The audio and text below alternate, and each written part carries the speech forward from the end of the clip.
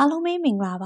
ကျမတို့ရဲ့ channel လေးကနေကြိုဆိုလိုက်ပါတယ်။ Anshul Stable ဆိုတာထူးချွန်တဲ့စွမ်းရည်တွေနဲ့ဆူမိုတွေကိုမွေးထုတ်ပေးတဲ့လူသိများတဲ့တိုဂျိုကဆူမိုနဘန်းစင်တာတစ်ခုဖြစ်ပါတယ်။ဒီစင်တာကနေနှစ်စဉ်ရာနဲ့ချီအလားလာရှိတဲ့လူငယ်တွေထမွေထုတ်လာမယ်လို့မျှော်လင့်ကြပေမဲ့တကယ်တော့အဲ့နေရာကအထက်အောက်စနစ်ဖြင့်လုပ်နေရထင်ရှားပါတယ်။အငယ်တန်းနဘန်းသမားအိုဇဲလိုမျိုးပေါ့သူဆိုအကြီးတန်းမစခင်စောင့်ပြီးမှစားလို့ရတာပါ။တက်အကြီးတန်းတွေထဲမှာအိုဇဲကိုမကြာခဏညှဉ်းပန်းနှိပ်စက်တဲ့အန်ကာလေးပါပါတယ်။ရှီမီဇူဆိုတဲ့ဂျူနီယာလေးကလည်းအနှိပ်စက်ခံရတာပါ။အန်ကာကသူ့အိမ်သာတက်ပြီးရင်ရှီမီဇူကိုတန့်စင်ခိုင်းတာပါ။အိုဇဲနဲ့မတည့်ပေမဲ့ရှီမီဇူကတော့စကားတခွန်းမှမပြောဘဲလိုက်နာပါတယ်။ဒါရီပြီးတော့အိုဇဲကလူဆိုအဖြစ်နာမည်ကျော်တဲ့မြင်ကွင်းကိုပြန်ပြထားပါတယ်။မတန်မစွမ်းဖြစ်နေတဲ့ဖခင်ရဲ့ဒီလိုအခြေအနေကိုစိတ်ပြက်နေတဲ့မိခင်တို့နဲ့အတူနေထိုင်ခဲ့တာပါ။နှစ်ယောက်စလုံးကလည်းအကျွေးတင်နေကြပြီးအိုဇဲကတော့အလုပ်လေးစူးစားပတ်စံစုဖို့လုပ်ပါတယ်။ဒီနေ့မှာတော့ထုံးစံအတိုင်းအကျွေးကောက်တဲ့သူကအိမ်ကိုရောက်လာပြီး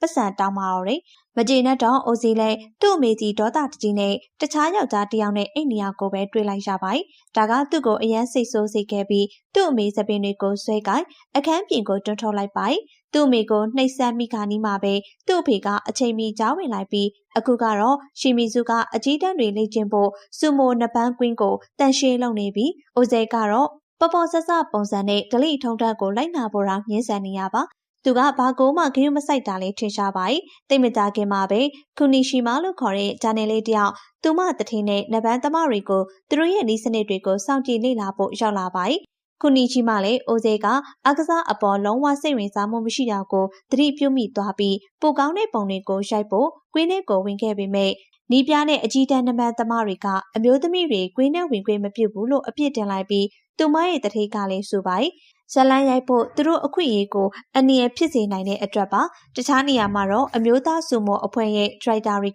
နဘန်းသမားတွေရဲ့အရေးချင်းပေါ်အလားလာရှိရဲ့ promotion အကြောင်းဆွေးနွေးကြပါတယ်ဆွေးနွေးနေအောင်အိုဇဲအကျင့်ပြတ်နေရကိုလည်းမကြသေးခင်ပြပွဲတစ်ခုကသိလိုက်ရပါတယ်အဖွဲ့ဝင်တချို့ကသူ့အပြုတ်မှုအတွက်သူ့ကိုထုတ်ပယ်ဖို့အကြံပြုပေမဲ့အသင်းကောင်းဆောင်ကသူ့ကိုပြင်းပြင်းထန်ထန်သတိပေးဖို့လည်းဆုံးဖြတ်လိုက်ပါတယ်အဲ့ဒီအချိန်မှာကူနီချီမာကထမင်းစားနေပြီးတထင်းနဲ့အခြားလုပ်ဖော်ကိုင်ဘက်တချို့အတူတူလာစားကြပါတယ်ပြီးတော့တချို့ကအန်ချိုစတေးဘဲမှာကြီးမားတဲ့ကွန်တရင်အကြောင်းပြောဆိုကြပြီးဒီကြော်ကြားမှုကိုပြန်ရနိုင်တယ်လို့တထင်းကလည်းပြောလိုက်ပါတယ်တိတ်မကြခင်မှာပဲကူနီချီမာရဲ့လုပ်ဖော်ကိုင်ဘက်တယောက်က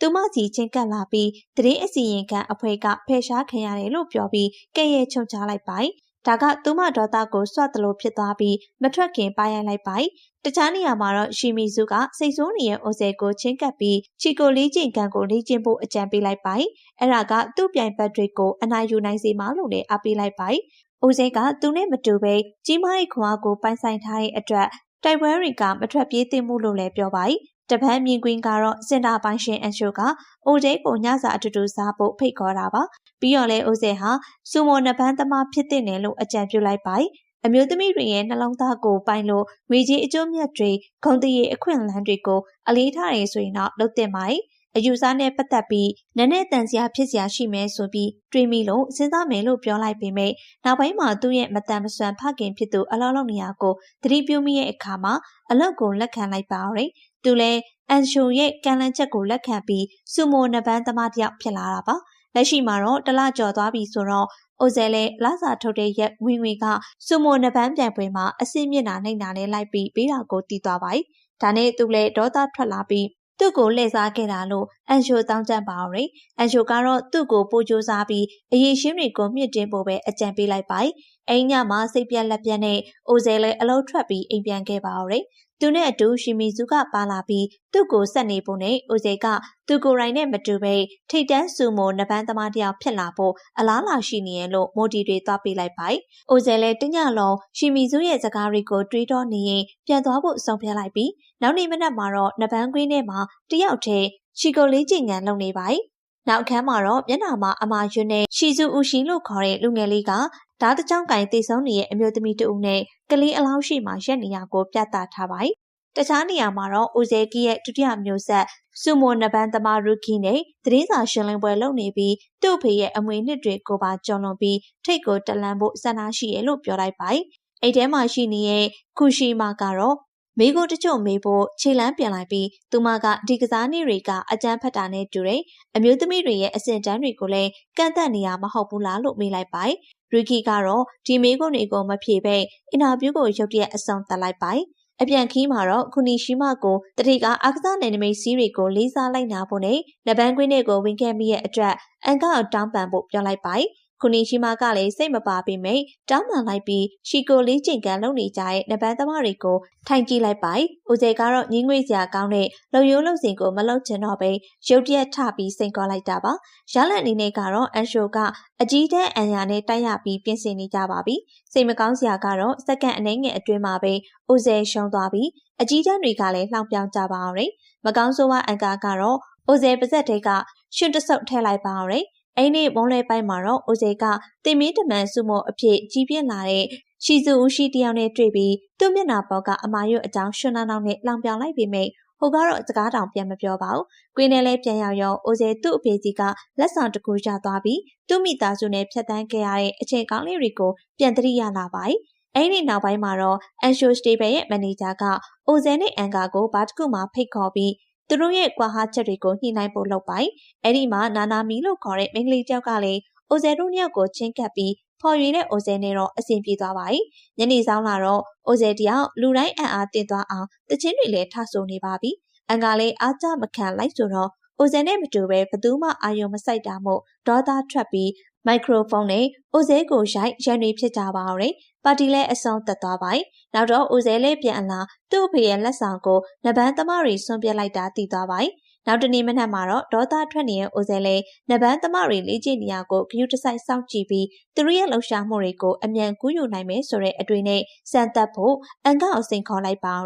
်အိုဇဲလေးယုံကြည်မှုအပြည့်နဲ့နီးမျိုးစုံသုံးပြီးသူ့ပြိုင်ဘက်ကိုနိုင်ခါနီးပေမဲ့အန်ကာကတံပြန်တိုက်စစ်ဆင်ပြီးအောင်ပွဲခံနိုင်ခဲ့ပါနောက်ပိုင်းမှာတော့အိုဇဲကဘာကကောင်မလေးနာနာမီကချင်းတွေးဖို့ခေါ်တာခံလိုက်ရပြီးသူတို့နှစ်ယောက်တစ်နေ့လုံးမုတ်တွေစားပျော်ပျော်ပါဂိမ်းတွေစောရှောက်သွားကြပြီးကောင်မလေးကလည်းထပ်တွေ့မယ်လို့ပြောပါအိုဇဲကတော့အချစ်စစ်တွေ့ပြီးဆိုပြီးပြောနေအောင်ဖခင်ဖြစ်သူရဲ့ရင်မတော်တဆသတင်းကိုစေးရုံကအတိပေးမှုနဲ့သိလိုက်ရပါချက်ချင်းစေးရုံကိုလိုက်သွားတော့သတိလစ်နေရဲ့အဖေကိုတွေ့ပြီးအိမ်နေညကပန်းချံတစ်ခုမှာအိုဇဲကသူ့အရင်ကအန်ကာနဲ့တိုက်ခဲတဲ့ဗီဒီယိုဖိုင်ကိုကြည့်နေပြီးဗီဒီယိုကိုတက်ကတလဲလဲကြည့်ရောအန်ကာကရှီကိုလေးကျင်ကန်ကိုအတောင်းချပြီးအသာစီးရခဲ့တာသဘောပေါက်သွားပါဒါနဲ့အိုဇဲလေးလေးကျင်ကန်ကိုလည်းကျွမ်းကျင်အောင်လေ့ကျင့်နေပြီးဖခင်ရဲ့စိတ်ကြောင့်နှစ်ဆပိုကြိုးစားပါအောင်ခဏကြာမှတော့ရှီဇူဦးရှိရောက်လာပြီးသူ့ကိုအေးလာတိုက်ပါနောက်မြင်ကွင်းမှာတော့ကူကူစတေဘယ်စီပြောင်းသွားပြီးခုနီရှိမကလည်းသူမတတိနဲ့တခြားနဘန်သမားတွေလေ့ကျင့်တာကိုကြည့်ရှုလေ့လာနေရပါ